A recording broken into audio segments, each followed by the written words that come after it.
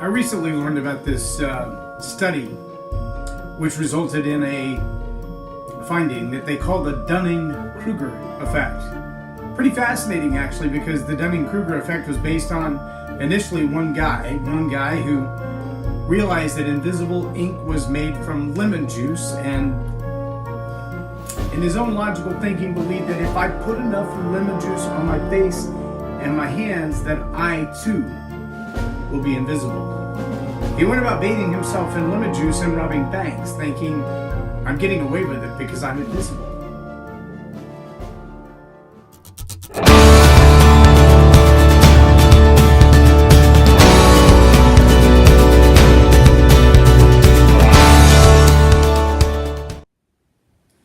I'm J Loren Norris with Leading Leaders Podcast. I challenge you to look up the Dunning-Kruger effect and do a little research on it, watch some videos, and learn a little bit about it, because one of the most fascinating things about the Dunning-Kruger effect is the idea that people with a higher IQ usually don't see themselves as nearly as intelligent as they actually are, and yet people with a lower IQ tend to have a higher estimation of their own intelligence and their own abilities than they really have. Their estimation of themselves is different than reality.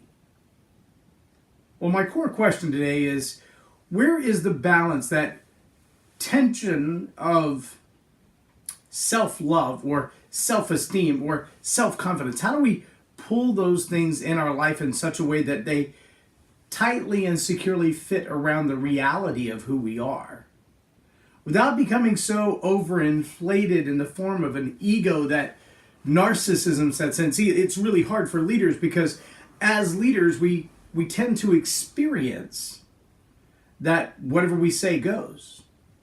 And the more we ask the people to work on our team to do what we want them to do, to jump at every beck and call, to respond to every holler or whisper the way that we want them to, the more it feeds our own internal ego, the more we feel like, look how much power I have. Look how intelligent I am. These people couldn't even make it through a day without me, becomes our thought process if we're not careful. And the challenge with that is there's a really fine line between narcissism and self-love. Narcissism is actually a diagnosed mental illness. I do see, though, that we've had two solid generations driven by the concept of self-love and self-esteem, and we don't want to damage their self-esteem, we don't want to damage their self-confidence. And so we have these overinflated egos with underinflated capabilities. We have people who truly believe they can set the world on fire, but they don't know how to light a match. We have an entire generation of young people who are more concerned about how what you say makes them feel than the validity or the accuracy of what you say. They couldn't care less if it's true if they don't feel good about it when they're done.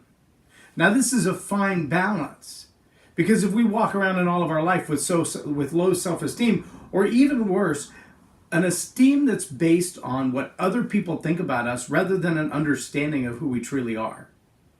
Now, in the write-up, I say it's nearly impossible for me to give this leadership lesson without bringing in my faith, because I know without a shadow of a doubt that we all need role models. We need role models who are fair, role models who are balanced, role models who are consistent. And it doesn't take much effort to look back over the last couple of decades and ask ourselves about the role models in our kids' lives. Hannah Montana was a huge role model. Then along came Miley Cyrus, and oh boy. And the same with Beyonce and many, many others who have become role models by virtue of their celebrity, their magnanimous personalities, their huge accomplishments. Madonna, Britney Spears, the list goes on. And yet, somewhere along the way, they lost touch with the fact that millions of people were watching their behavior. See, when I look back to Jesus Christ, I realize that this is a guy who lived in an entirely different time than we do, but if he had Twitter, he'd have had millions of followers. How do we know that? Because at one point there were 5,000 plus people. When it took all day to walk from one side of town to the other, there was no other way to get there. 5,000 people gathered around him to hear what he had to say. He had that level of influence. That's significant. That's a lot of influence. But even then, he had a healthy view of self. He understood who he was in relationship to other leadership, in relationship to authorities, in relationship to other people, in relationship to people who needed. He received graciously from those who gave to him, the woman who washed his feet, the ones who fed him, the ones who tended to him even as he was dying. He was very gracious to them. And yet he was also very generous with his time, with his talents, with his abilities. He gave to anyone who asked. See, that's a strong balance of authority and knowing who one's self is.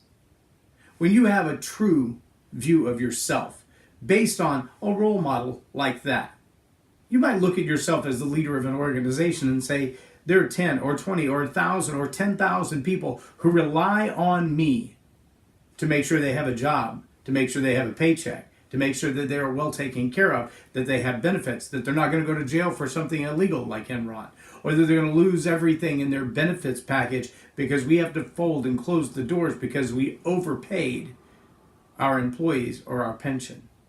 See, all of these are the expectations of a leader, and a leader who has a healthy sense of self. It's not basing their life on wishes and dreams, not basing their life on a highly exaggerated self-ego or sense of self. They're basing it on the reality that there are capabilities that I have that not everybody has. And there are needs that I have that only other people can meet. I believe we all need a role model. I believe Jesus Christ was a great role model for the sense of self, graciousness, generosity, and his view of authority. The authority he needed to resist, the authority he needed to submit to temporarily, and the authority that he needed to surrender to ultimately. I believe if you're a leader, you can follow that role model and significantly impact your own self-confidence, your own self-esteem, and a proper sense of self-love. I'm J Loren Norris with Leading Leaders Podcast for Tell It Like It Is TV. Have a blessed day.